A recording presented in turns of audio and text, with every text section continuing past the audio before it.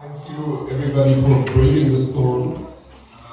It's a bit of a pity that I'm leaving Aruba at the last days of rain. I will be leaving Aruba in 2 years to Romania and Moldova, opening their offices there for the Ukrainian refugees that have fled Ukraine.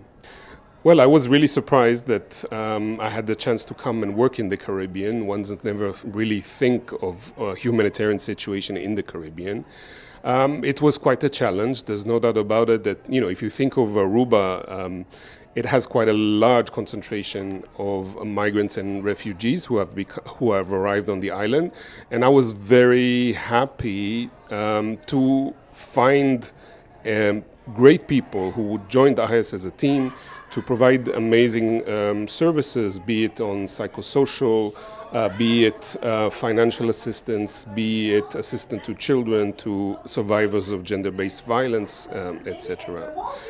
This was quite a challenging period. We had the pandemic, but all of us, I think, in Aruba celebrated the solidarity and tried to really assist each other, and we made it through. Well, I think the most challenging thing is, during the pandemic, we really had to change all our operations immediately, start working remotely, talking to people through the phone, and also still provide services and be there for people, risking sometimes, our own health and situation, but people really needed compassion. And I think not just us, but all the organizations that were here in Aruba managed to provide that, and I commend them for that.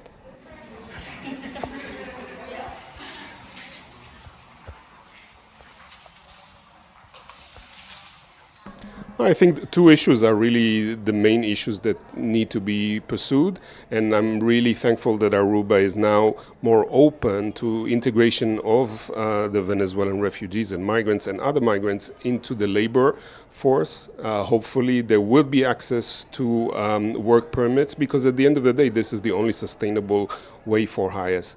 For the Venezuelan community and for Aruba.